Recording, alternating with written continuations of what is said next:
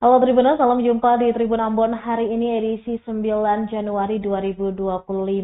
Selama beberapa menit ke depan, kami akan menghadirkan sejumlah informasi terupdate dari kota Ambon dan sekitarnya. Bersama saya Tanita Patiasina dan inilah Tribun Ambon hari ini. Kita mulai dengan berita pertama. Dinas Perhubungan Ambon memasang barrier untuk mencegah parkir liar di depan Maluku City Mall.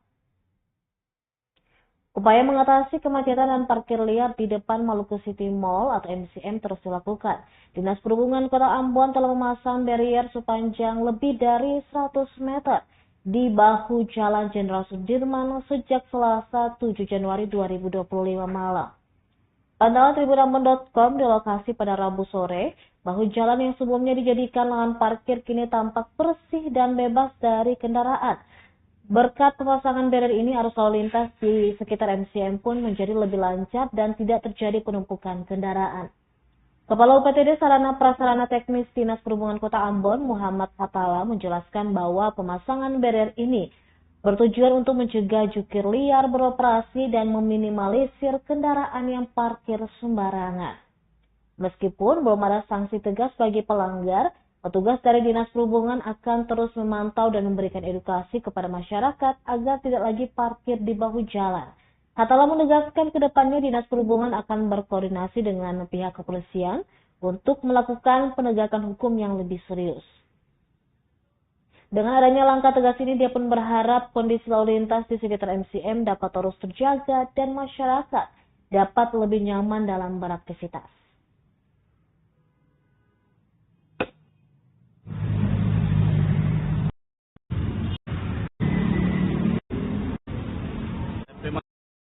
Pemasangan barel ini dilakukan pada malam hari, tadi malam, dari jam 10 sampai jam 2 malam.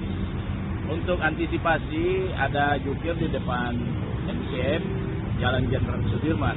Dan kalau untuk mobil yang berhenti di ATM, kita izinkan, begitupun motor. Begitupun penumpang yang turun untuk masuk ke dalam mall, setelah turun mereka langsung jalan. Nah, tidak ada yang nge-time lagi di area sepanjang MCM. Jadi dilarang untuk parkir dalam jangka waktu lama ya? Iya, dilarang parkir untuk jangka waktu yang lama. Siap. Ya Pak, kalau misalnya ada yang parkir dalam jangka waktu lama itu kira-kira apakah ada denda atau sanksi seperti itu? Kalau untuk sanksi belum ada, tapi yang saya turunkan di sini ada anggota saya yang berjaga sini sekitar 3 orang, itu dari pagi mungkin sampai sore, di mana puncak-puncaknya parkiran pada saat sore kan. Jadi mereka ada shift-shiftan, ada 2 shift yang saya pakai. Berarti masih penegakan secara persuasif ya? Iya, kita masih secara persuasif dulu, nanti kerjasama dengan Berlantas atau apa untuk penegakan hukum Ya. yang lebih serius.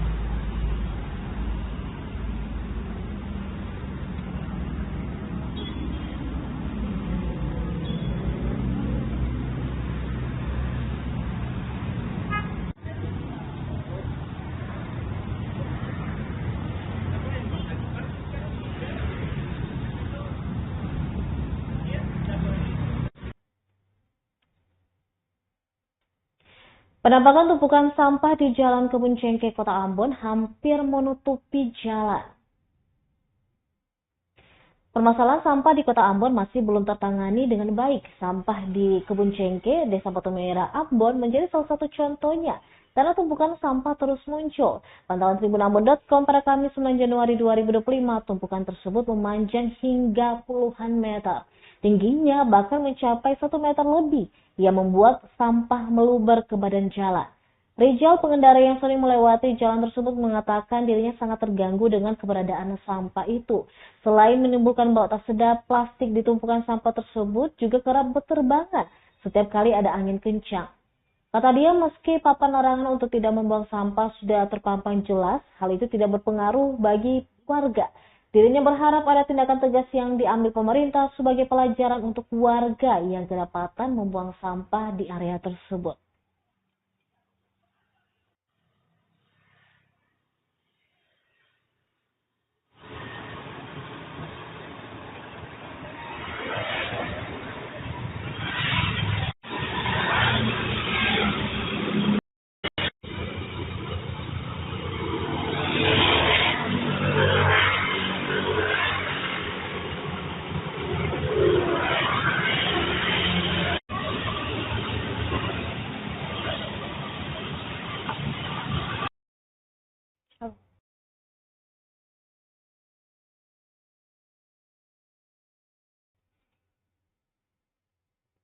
Kita beralih ke berita selanjutnya. Tribunnews, KPU menetapkan Renuat dan Rumra menjadi wali kota dan wakil wali kota Tual terpilih 2025-2030. Komisi Pemilihan Umum KPU Tual menetapkan Ahmad Yani Renuat dan Amir Rumra sebagai pemenang pemilihan wali kota dan wakil wali kota periode 2025 hingga 2030 pada Rabu 8 Januari 2025. Ketua KPU Tual Mutakin Ali Renhoran mengungkapkan pelantikan wali kota dan wakil wali kota Tual terpilih akan digelar serentak di bulan Maret 2025. Menurutnya, KPU Kota Tual menetapkan pasangan calon wali kota dan wakil wali kota terpilih periode 2025-2030 Ahmad Yani Renuat dan Amir Rumra dengan perolehan suara 14.157 suara atau sebesar 39,7%. Ketua KPU Kota Tual mengakui partisipasi masyarakat dalam tahapan pilkada serentak tahun 2024 sangat luar biasa. Dirinya juga menyampaikan apresiasi dan rasa terima kasih untuk seluruh jajaran dan semua pihak yang telah mendukung jalannya proses tahapan pilkada di Kota Tual, sehingga berjalan sukses, aman, dan lancar.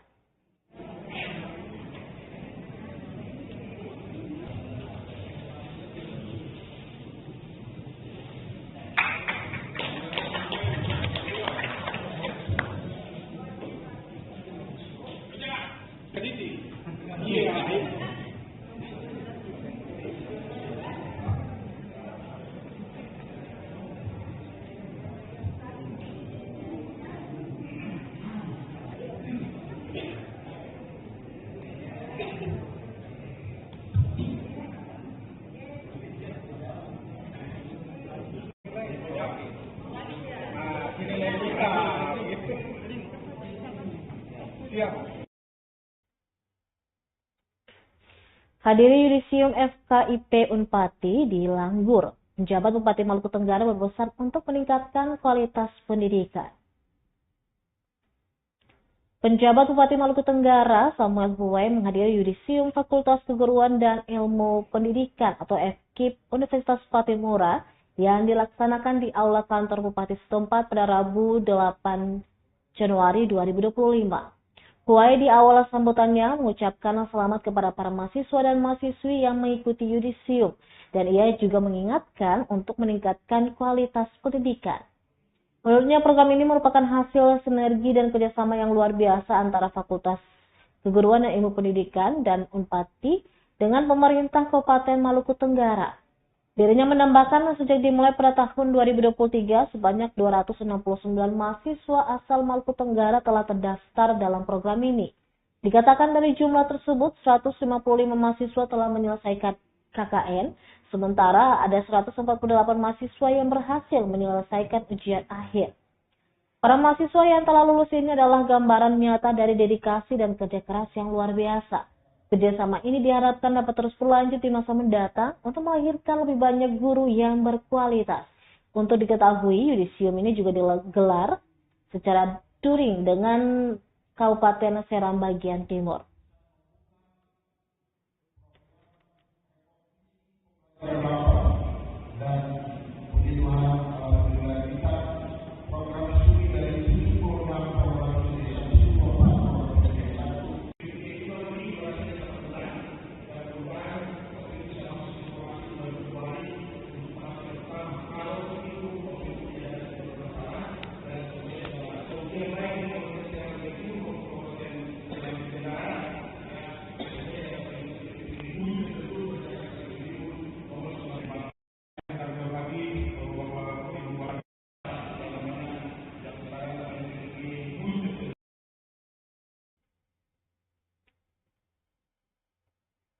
Warga Kaitetu tutup atap Masjid Wapawe, masjid tertua di Maluku.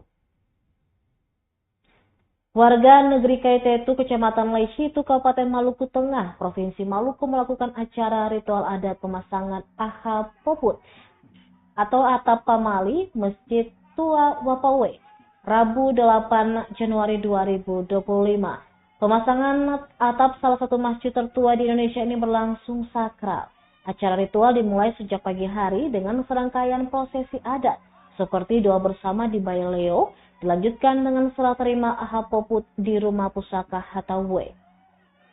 Yang mengambil aha poput adalah warga Kaitetu yang dalam prosesinya berada di dalam sebuah kora-kora atau arumbai atau dalam bahasa negeri setempat disebut palutu. Kisah ini menceritakan tentang perjalanan masyarakat Kaitetu yang awalnya bermukim di gunung dan turun ke pesisir pantai, kemudian mendayung menggunakan palutu ke Tanjung Kaitetu untuk sama-sama mengerjakan masjid yang dibangun pada tahun 1014 itu. Maksud kami 1414 itu. Setelah aha poput diterima, rombongan warga yang berada di dalam palutu kemudian berjalan menuju lokasi masjid untuk pemasangan atap pamali oleh Raja Kaitetu dan tukang 12. Pelaksanaannya diiringi cakalele atau tarian perang asal Maluku. Rombongan palutu bersama aha poput dikawal 2 orang kapitan, yakni Kapitan Hatuwe dan Kapitan Lai. Raja negeri Kaitetu M. Armin Lumaela mengaku ada perasaan emosi, sedih, campur aduk menjadi salah satu dari proses ritual adat ini. Tapi itulah yang harus dilakukan sebagai salah satu cara dalam merawat adat dan tradisi di Kaitetu. Dikatakan pengerjaan Masjid Tua Wapawe tidak hanya menjadi bagian dari masyarakat Kaitetu sendiri, tapi juga masyarakat lainnya di wilayah Laisitu. Ia menambahkan sangat bersyukur karena mulai dari pembongkaran hingga penutupan atap masjid, kegiatan ritual adat berjalan aman dan lancar.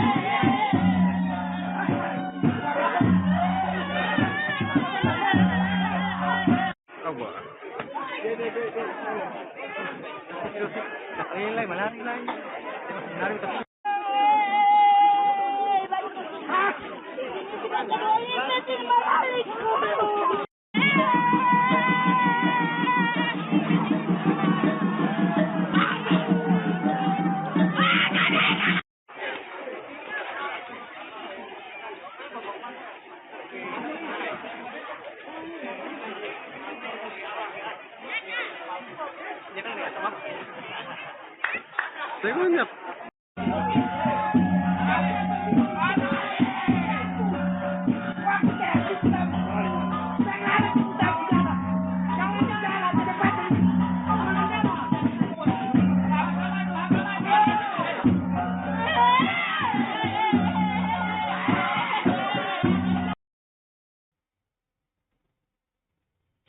Baik Tribuners, demikianlah Tribun Ambon hari ini edisi 9 Januari 2024. Saya Tanita Patesina beserta kru yang bertugas pamit undur diri.